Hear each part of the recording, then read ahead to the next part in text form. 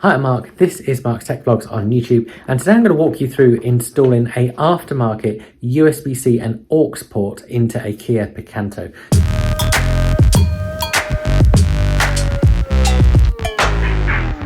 So if you've got a aftermarket factory radio and you bought all the cables and stuff, then you might also pick up one of these so you can make the existing USB and aux port work. Now, I have got a video up where I talk about installing the radio and I talk about how you do that and use all the cables and all the Connects2 stuff that gets your steering wheel controls working. So if you want to watch that video, I have put a link below. This is a separate video because when I bought all of that stuff, I didn't realize the built-in USB and aux wouldn't work. And depending how you feel, it's not the end of the world. They just kind of sit there and don't do anything if you don't choose to hook them up.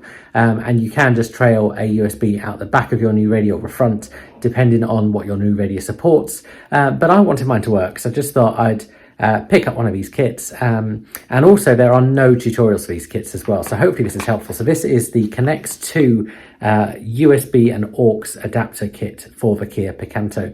And before I cut the video that I have literally just filmed where I'm installing it, I want to talk about this kit because this retails at £50 and it contains absolutely no instructions.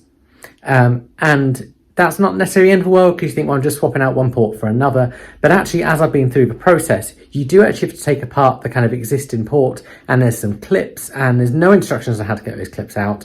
And they actually don't behave like normal clips should. And as you'll see in this video, I actually really struggled to get those out. I ended up causing a little bit of damage to the inner casing, which doesn't matter because you can't see it on the outside. But it wasn't a very easy job. And actually, I think when you're paying £50 for something, to have absolutely no instructions around that and kind of market it as a, yeah, you can install this, is actually really poor. So whilst this does work and it does do the job, installing this is much trickier than installing the other cables and the aftermarket radio. And like I said, if you want to watch how to do that, I have got a video below for that. But I'd say installing this kit is trickier. I'd say the lack of instructions is really poor. And I'd say this is a more intermediate task. So if you're confident doing it, then by all means pick one up, watch my video. Hopefully that'll help you do it. But just be aware that it is a bit more effort than perhaps you'd expect it to be. It's certainly more effort than I was expecting, and certainly more effort than actually installing the radio itself was. It's a little bit fiddly, you've got to get everything back in order.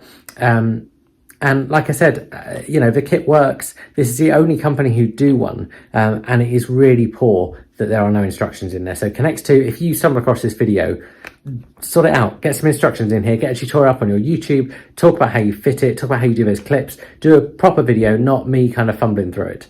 But for the meantime, if you're trying to work out how to fit one of these in your Picanto or your Hyundai i10, because they are basically the same kind of car on the inside, then I hope this is helpful. And let's cut to the video where I start talking you through the process.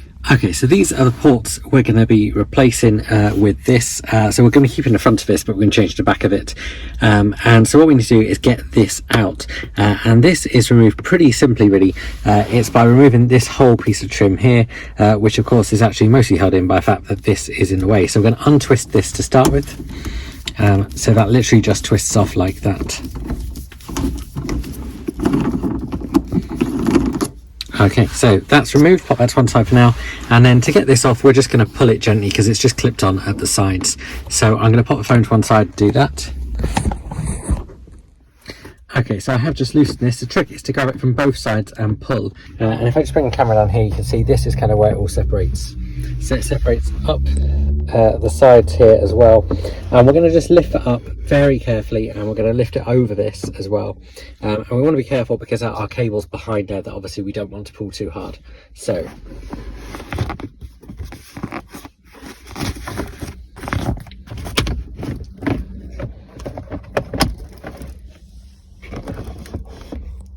there we go, that's all removed. Okay, so we're going to remove the cable off the cigarette lighter, which is this one. I've just removed it. It just pulls off very gently.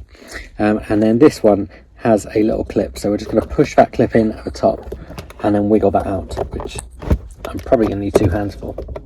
Okay, so I've now got this piece separated. That little connector there that was in there is one of the hardest connectors I had to get out. Basically, the little thumb bit at the top, which is this little white bit here, I had to push that down with a screwdriver and then pull because it was in so solidly. So that's the existing connector that goes up to the radio. You'll also see that I've separated this from the rest of this, and that was pretty easy to do. So basically this goes through there like that and clips in, and then there's a screw either side, just so we see that hole, and same on the other side, that just holds that into place. So that just means we've just got this piece now to work with, which is going to be much easier. So the next thing we need to do is get this module out of that gap so we can put a new piece in. Okay, so I just came indoors to try and remove that, because when you get this off, you've got what looks like a module, it's all kind of in like that, and this looks like it's got some clips on the side, but those clips don't actually seem to release it. It's really odd. I don't think Kia really want you to be able to remove these. So basically, as you can see for the size of this, I kind of just forced it out by putting a screwdriver in and sort of prying it. It's probably not the best way to do it, but it's the only way I could work out how to do it. So what I've got now is the casing, and I've got this old section, which I am going to keep in case I want to put it back in the car. But obviously what's going to happen now is where I've got my front plate here, that's where the new bit's going to go, and it'll go on like that. So let's go back out to the car and get that fitted. Okay, so before we actually put this new part in there, what we need to do is actually remove this. Now, if you watch my other video, you'll know that the clips on here are by default really stiff. Now, actually, the clips, which are these things, I didn't actually put on because I knew I was going to have to get back to this. So I can just pull this off. If you are doing this, just be really careful, because these clips are the stiffest things ever. And this time around, what I'm actually going to do is fit the clips properly. Right, so we're going to pull this out. Again, we're going to need to lower the steering wheel so this can pass past it, and move the indicator down a bit so we can actually get this past it as well, but we won't need to take it all the way. Just need to get it enough to plug these in the back of my radio and feed that cable up. So at this point, what you need to do is get the Connects2 part kind of fitted in and lined up with the holes on this other part. Now, this is a bit fiddly. If I'm being completely honest, I'm not really sure Connects2 actually measured this up properly. This is very fiddly to get in, and I found it really clips in properly if you put a USB in the other side just to help line it up. And then what you're going to want is this piece which came off the other piece, and you're going to thread that all the way over, and we're going to pop that over the top just to protect that a little bit. So we're going to pop that over like that, and then what I'm going to do is I'm going to feed this up rather than trying to feed it down, because I think that's going to be easier and less chance of damaging the chip. So we'll give that a go. Okay, so trying to poke these up the back is, as you'd expect, really difficult because they kind of lose their way a bit, and trying to reach down there and grab them is very difficult. So what I've done is I've got a long USB cable. You could use a bit of string or cable, or it doesn't really matter what. We're not going to damage this, so it's fine. So I've fed this through. So this is one end and the other end is out down here. So what I'm going to do is I'm going to tie these ones to this and then pull this back up, and that should feed it all through for me, which is exactly what I want. Like I said, the reason we're not passing it through from the top is this is bulky, and with the little chipboard on it, before we attach all that, we might actually damage the chipboard, so we don't want to do that. So we are actually just going to pull this up. Okay, and just to show you it works, here we go. This is up at the top. Perfect, exactly what I want. Okay, so now we've got these untied. That goes in the USB bit on the back of your stereo in my case, and this goes on the aux in the back of the stereo. So I'm going to get those plugged in the back here. I won't show you that because that's going to vary depending on your stereo. Okay, so they're all hooked up at the back of stereo. They're coming down here, and before I put this back together and put the stereo in with the clips and stuff, I'm going to check it works. So I'm going to turn on my ignition, I'm going to plug my phone in and just check that this is all working as expected. Okay, so that all worked. I plugged in my iPhone, I've got my CarPlay up, exactly what I want to do.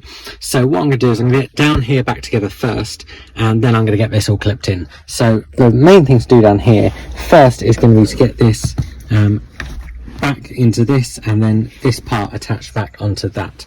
So that's as simple as just passing that back through that hole there, and just pushing that in, and then hooking that up on there. So I'll show you how to hook that up on there in a second.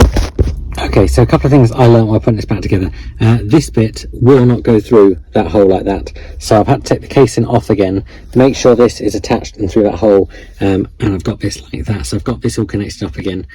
Kia, I don't think really want you to take this apart. So what I'm going to do now is I'm going to bring that back over there, and then I'm going to get that little case, which is still just down there, back on as there as well. You can see that's all back over there and like that, and we're going to get that little case back on there as well, just by bringing that up there.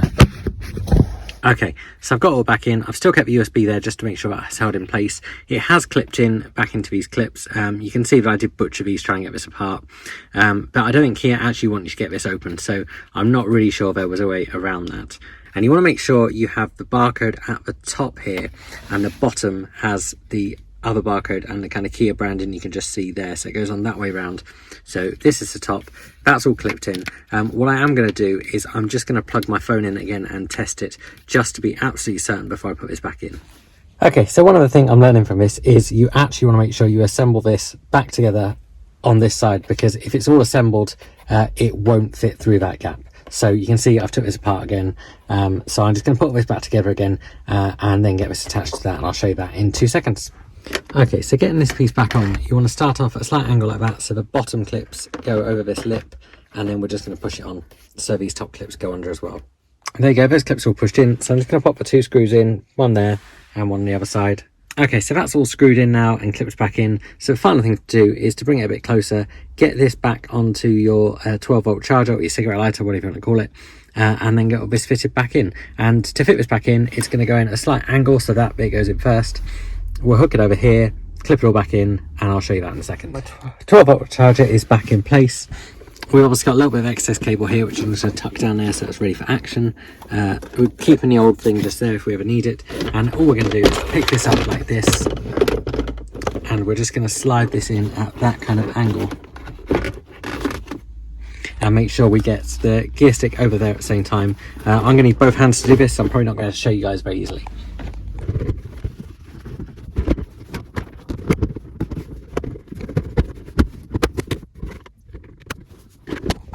Okay, so that's all clipped back in place. We obviously got that back over the top just like we wanted to.